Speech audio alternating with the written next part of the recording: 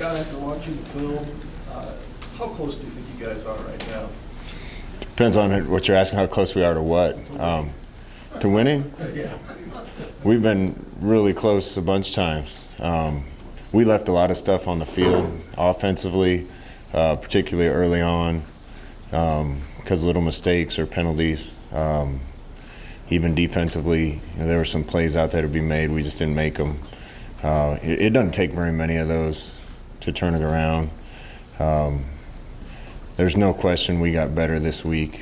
I think the attitude got better, the practice got better, and the performance was better. I was thrilled that we didn't have any of those dumb things, dumb penalties, selfish plays that contributed to it. It's just a matter of finding guys and getting guys that can make the one or two more plays that'll put us in position. Scott, how has Adrian progressed since the start of the season to run in? Well, you guys are seeing it. Yeah, that's his fourth start in a long time. He gets better every week. I think his pocket presence got better. I think he started to create both second halves the last 2 weeks. I thought he came out and ran, and other team had trouble tackling him. I'd like to see that start a little earlier in the game. He still had some freshman things the other day. A couple balls that if he'd have been in the right place with his eyes would have gotten us even more plays. We kind of got lucky that he didn't throw a couple picks. Wisconsin didn't catch him. So there's still some things like that happening, but kind of what I said after the game, he's going to be special. And we knew we'd have to live through some of that playing a freshman quarterback, and that hasn't really been what's hurt us. He's done enough for us to win, and I think he's just going to keep getting better. Where are you at running back after the first two? After Zigbo and Washington. Feel great about those two. The game that Zigbo had 2 games ago. I think people probably got a glimpse of what we've been seeing a long time from Mo in that game and how explosive he can be. Wyatt Mazur is a guy we trust. I'm ready to put him in a game at any time. Mikael Wilbon's been practicing well and doing everything right, so if he gets called, I know he's going to be ready. That's plenty to get through the last half of the season here. How have you seen Northwestern have to kind of change what they do with that injury? They Larkin, the running back, when he retired from football, I mean, they're not running the ball obviously near as much as they were before. Yeah, first of all, you guys hear me say it. I got a ton of respect for Coach Fitzgerald. He's one of the good guys in this business. I feel terrible anytime somebody that loves to play the game has to hang it up. But we had a running back that's talented that had to do that earlier in the year. Larkin helped make them what they were. It's a shame that anybody has something like that happens that has to end a career early. It certainly changed them. I don't know how much of it in the last game was not having him and how much was playing Michigan State, who's really good against the run. But their rushing totals went way down, both attempts and yardage, and probably had as much to do with Michigan State as anything, but they found a way to get it done throwing, and I think time will tell how much their scheme's going to change based on not having him. On the depth chart, you've got Wyatt and Miles Jones as in the slot behind JD this week. Do you feel like you play those guys either in that spot or in that? Those guys are coming along for different reasons. Wyatt spent most of his time at running back, so getting him functional and knowing all the little nuances of what to do in the slot takes a while. Miles is a freshman. He's been really close, continues to get better and practice well, and he's getting close to being ready to get out there and have a chance to make plays. So both those guys can do it. I know Cade Warner can play all three spots for us if we need him in there. Todd Honus is a guy that's been practicing well for us and may eventually get some reps at that spot too. Going back to the running back, where does Jalen Bradley fit into that picture? Right now, I suppose fifth. You made a change at punter this week on the depth chart. What did you like about what Isaac Armstrong did in those two punts on Saturday? Well, Isaac punted it where he was supposed to punt it. The first one was a moon shot. The other one landed 40-some yards downfield on the sideline. We had a punt return against Troy that they scored on that probably cost us the game. Another one against Michigan. We fell down on a punt against Purdue.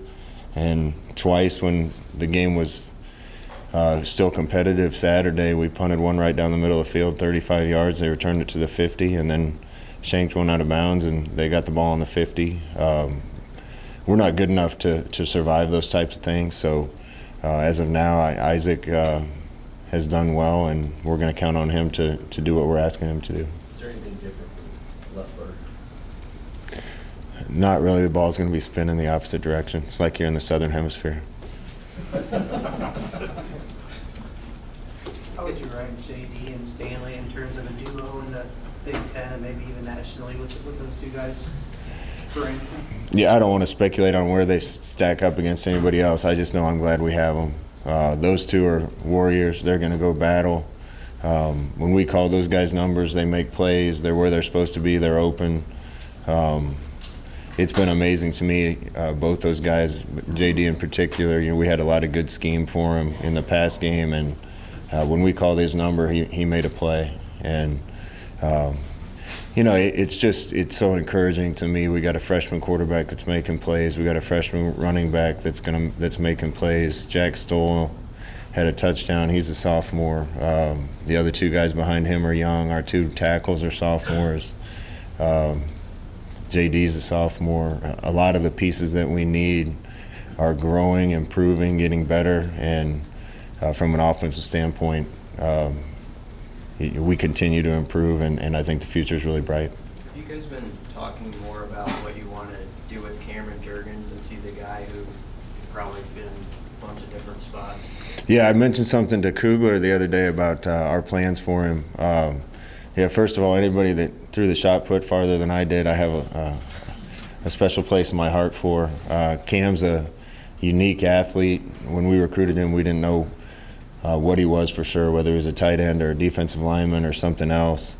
After evaluating him for a while, he's as physical and as good a blocker about as we have on our football team. And I really think he's got a potential to be a really good player on the offensive line, either at center or guard. And I think he's bought into that and starting to try to put on good weight instead of losing weight. And he's another young player that I think has a chance to be really good around here. What's he working at now? Is he already mixing in there? He's doing both right now. We still may use him some this year at tight end, but in order to be ready down the road, I think it's important that he gets some looks at it and some meeting time. So he's a smart enough guy to know a bunch of things, and yeah, he's just an exceptional athlete, exceptionally explosive athlete, and I just think after watching him for a while that his body type fits that. I can't wait to see what he can do. He embraced it, though, and some guys don't want to make that move with the O-line if they're used to getting the ball thrown to them and stuff. Has he embraced that idea of doing this? Yeah, I think he has. You know, we have some young tight ends that right now he's behind, and not saying he couldn't catch them, but those guys are improving and playing well. I think he sees an opportunity at that spot. Ironically, my mother threw against her mother a bunch, so that relationship with them goes back a long way. And I just kind of look at him, see what he could become, and I'm hopeful that he could be what I think he can be. You like the picture there with Will? I know Will Farniak is a guy that you like too. He's kind of redshirt this year. You like the picture of what your interior line might be in a couple years? Yeah, Will's doing good things too. So the great thing, our offense, center and guard are kind of interchangeable. You see that with Tanner Farmer right now moving inside. When Cole was hurt, Bo Wilson's come in. I think he gave us a boost the other day. You have to know both if you're going to play one, and you certainly can never have too many. Scott, JD doesn't talk with us a whole lot. Can you just provide some insight? What's he like day to day in practice? He had some fire to him after the game. Yeah, JD doesn't talk to us a whole lot either. You know, it's funny with JD. Through spring, he was kind of hurt, and then through fall camp, he was a little tentative. Maybe wasn't our best practice player through fall camp. And I started to get a little concerned because I'd heard so many good things about JD. About 2 weeks before the first game, I think it clicked for him with our offense, and he just completely changed and started being dominant on the practice field. And boy, he's been a playmaker for us. Like I said, every time we call his number, he seems to figure out a way to get it done. And We need a bunch more guys like him, but I've been so happy for him with the success that he's had. Scott, I know you guys are in the throes of your season, but if you got a chance to talk to Chip Kelly, both you guys kind of sitting in the same spot record-wise, is there any conversation between you two? No, you know, Chip's kind of like JD. I don't talk to him much. I text with Chip once in a while. I'm sure Chip had a lot of things to fix and a lot of changes to make, and probably culture to fix and recruiting to fix. And, you know, he didn't all of a sudden not become a bad coach. I just got no doubt that he'll get that thing where he wants to get it. You know, the first time he got a head coaching job, he took over, and I got there 2 months later. We had a stacked team. We had some really good players in 2009 and won the Pac-12, but he took over a team that was largely built because of the good things that Mike Bellotti started at Oregon. We had a bunch of good players at almost every position. I don't think that's the situation that he walked into this time. So that it's more of a rebuild than a come in and capitalize on something that somebody else has already built. But Chip's a phenomenal coach. I have no doubt he'll get it done. Does he text anything back to you about your situation here? No, I think both of us are just in the bunker fighting the good fight and doing everything we possibly can. So when we come up for air, I'm sure one of us will reach out to the other. Why has your offense and defense both struggled on third down, and how do you think you can change it? Offensively, I think a lot of it is youth. We had some chances on third down the other day, and I've said this before, but you have to execute precisely to make plays work, even more so in the red zone, even more so on third down. We had some things that were there, and we didn't execute them. You know, defensively,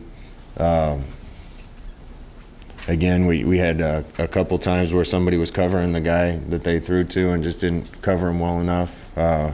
The big play was had a chance to sack their quarterback on a third down and didn't get him down and completed a 20-yard ball. And the margin for error is always thin, but on those plays when it really matters, it's even thinner. And the good thing is I didn't see any of the quarterback escaping and running plays because we were in the wrong rush lanes. I didn't see a bad penalty on third and long. Those things have really hurt our percentages too. This will be the only time you guys play on grass all year. Do you guys grow the grass a little longer and try to practice outside more to get used to the surface this week? Yeah, we took the pads off them today, and that's not something we always like to do, but we're pretty beat up. You know, not with major injuries, just the guys have been through a lot and a grind. The next 2 days we're going to be out on our grass, and we haven't mowed it since last Thursday. So we're going to try to get them ready for the environment they're going to be in. You touched on it a little bit maybe on Saturday, but are you getting to the point where you're thin inside linebacker, or is that one spot you're thin? Yeah, we're thin in a few places. Inside linebacker, definitely.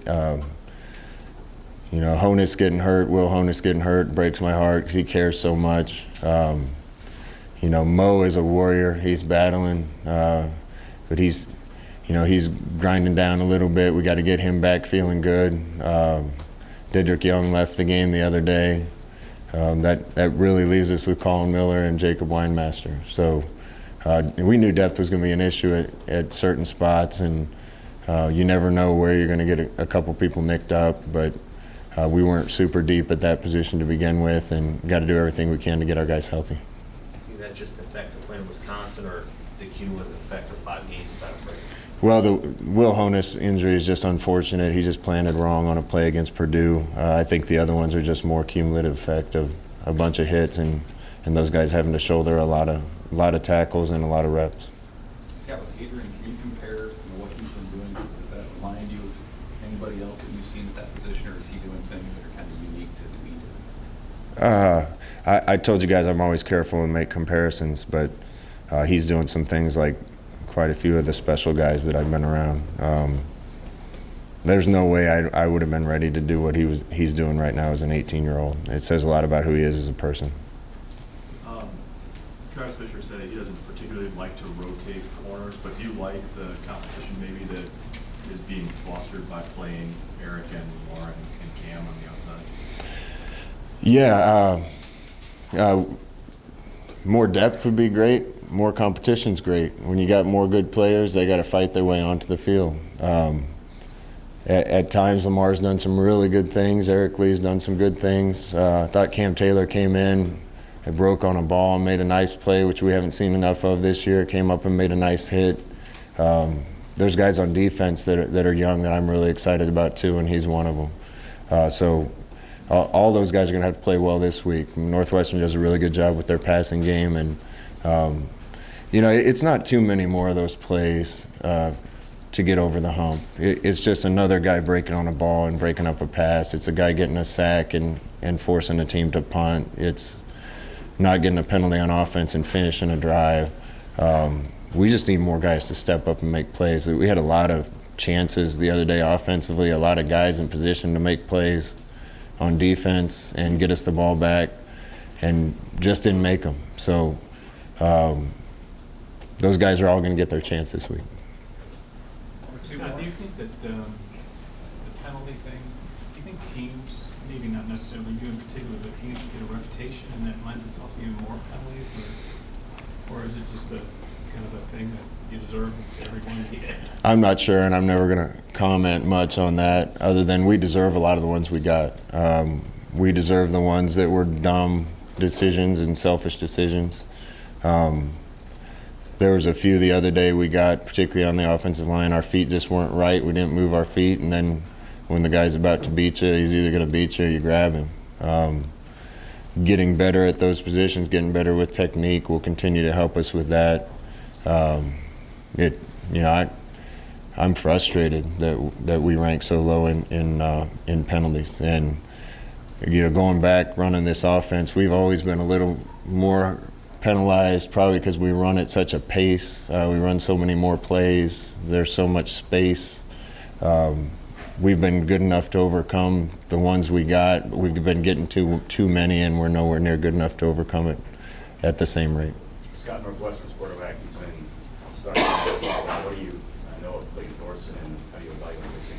He's fun to watch. He's a gamer and looks like somebody that's reliable, you can count on, makes plays when you need him.